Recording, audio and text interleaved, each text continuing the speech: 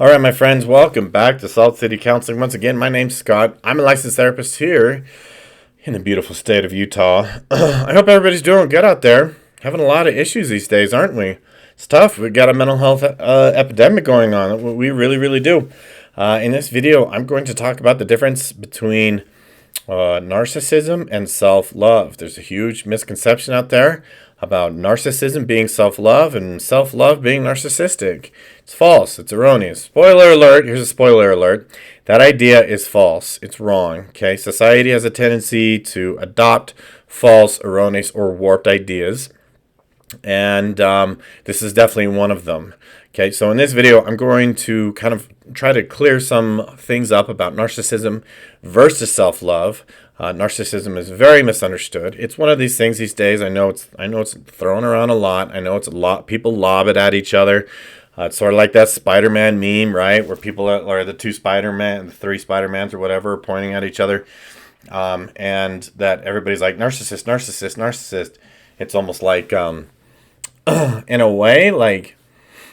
Human beings have a tendency to do this thing. Almost every generation like labels a certain group as like evil or bad, and they're like hiding amongst us, and we have to find them. Right back in the day, it was like communists, Reds under the beds.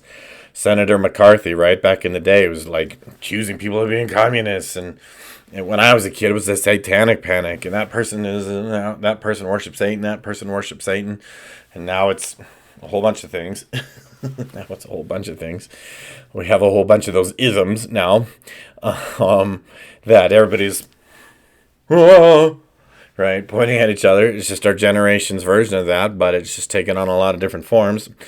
Anyways, narcissism is not what you think it is. I honestly believe that we have a normalization of narcissism going on. I intend actually to make a series of videos on the normalization of narcissism or the me disease. We just have a mental health epidemic of people behaving, acting, believing narcissistically. We have a horrible major problem with the me disease and entitlement. But I hope to get into some of that later down the road, make some videos about that, and primarily because I want people to build their own awareness. I made a video recently about how the antidote to most mental illnesses is awareness, conscientiousness, insight, and continue to practice that and build that. And this is especially true for narcissism. I truly believe that narcissism is what develops if we don't practice any of that awareness or insight, or we deliberately avoid it. And that would probably be a different video. So let me get into the difference between narcissism and self-love. Before I do that, let me get some housekeeping out of the way. Please like, subscribe, share, all that stuff, all that good stuff. If you do not live in Utah and you would like some coaching, you can contact me. Coaching is different from therapy. I'm not allowed to perform therapy across state lines.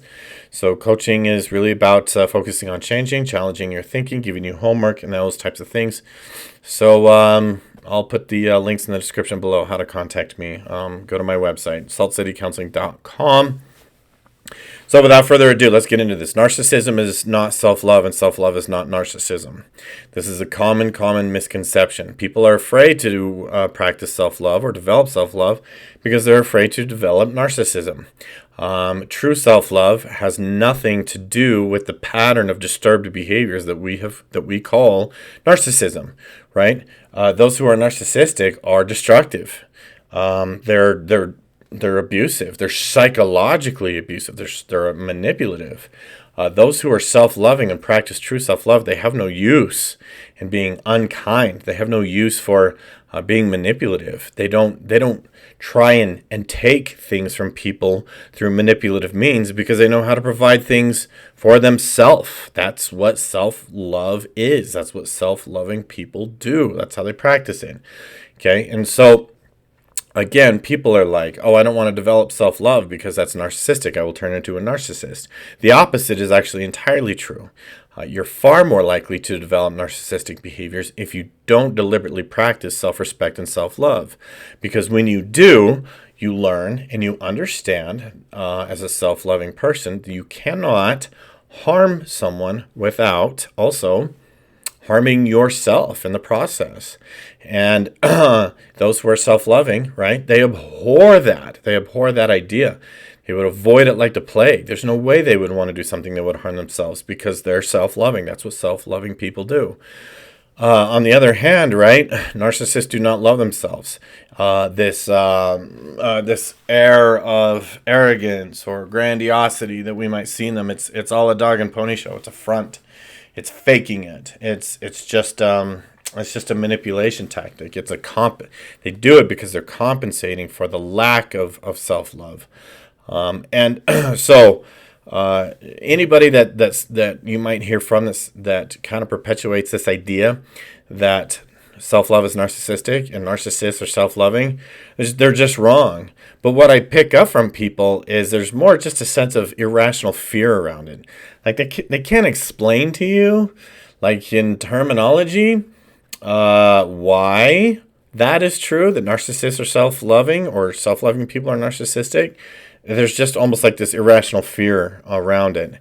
And so it's my goal in these videos to sort of clear up these misconceptions because they are very, very prevalent and kind of intense. And if I do say so myself, at the risk of sounding arrogant, I feel like one of the few people that is actually qualified to talk about narcissism. I don't even think most therapists or clinicians are qualified to talk about it. They don't understand it. They don't get it. And again, at the risk of sounding arrogant, I feel like I do. I feel like I've figured it out. I feel like I unpacked it, studied it, examined it, and got it kind of pinned down. I think I kind of got it figured out. Frankly, I can kind of smell narcissistic behavior a mile away. And so I plan on doing a series of videos on that, so make sure that you subscribe. Thank you for watching.